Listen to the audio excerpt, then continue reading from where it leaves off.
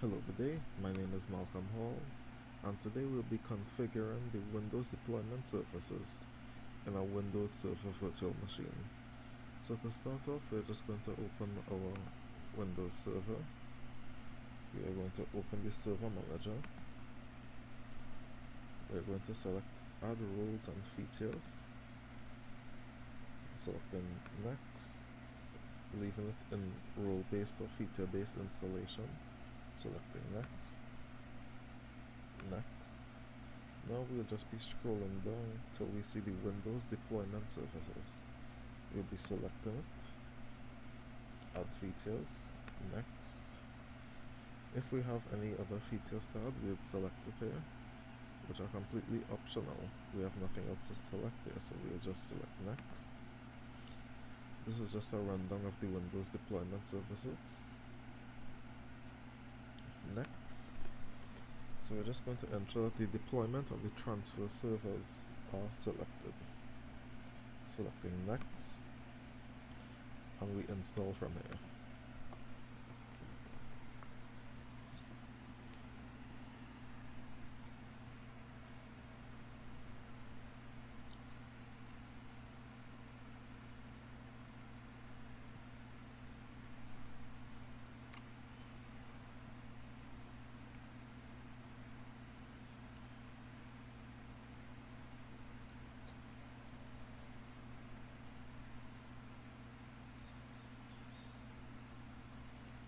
Right, so now that the feature has successfully installed, we'll close the wizard from here. Now we're going over into Tools and scrolling down until we see Windows Deployment Services. From here, we select the server. As you can see that the Windows Deployment Services have not been configured. We're just going to right click on the server and configure. As you can see, it opens the Windows Deployment Services wizard. Here's just the prerequisites that we need. It must be part of a Active Directory domain. It is. We have set up the DHCP in previous videos. And from here we select Next. We're going to leave it on integrated with Active Directory, selecting Next. So it is ill-advised that we leave this path as the C drive. It is recommended by Windows that we make it an external drive. So as you can see here, it gives us a warning. However, we will still continue. We select Next. Now here we want it to respond to all client computers. Selecting Next.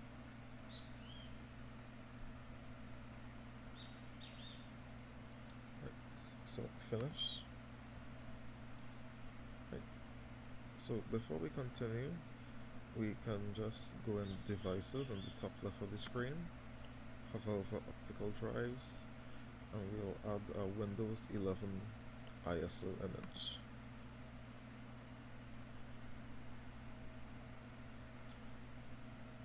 So if we scroll down and I open the File Manager, go into this PC, we could see that the ISO image has been booted. Going back into the Windows Deployment Services, we're going to install images. Right clicking, add install image. As you can see, create an image group named, we'll leave this as image group 1. Selecting Next. File location, we're going to browse this PC, looking for the ISO, going to sources, and we'll select install.wim. Selecting Next. Right, so from here we'll just leave the regular Windows 11 Home and Pro editions, so we'll deselect everything else.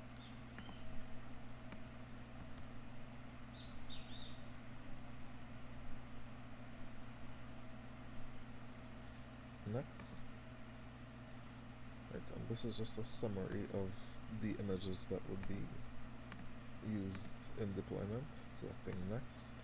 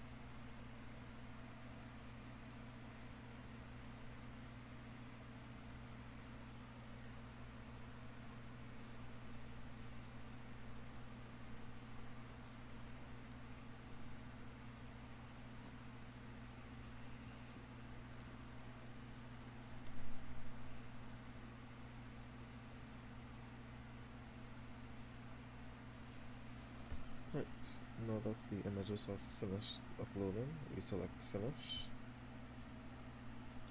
Now we go over into boot images, right clicking, add boot image.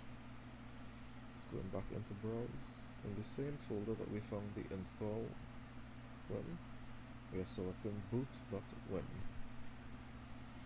Selecting next. We are leaving this as it is. Next.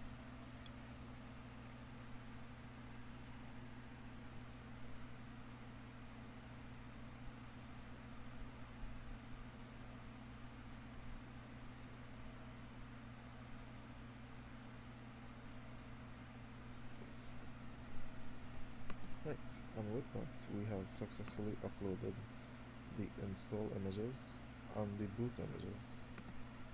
And now we just right click the domain itself, hovering over all tasks, selecting start. Right, we can see it successfully started the Windows deployment services.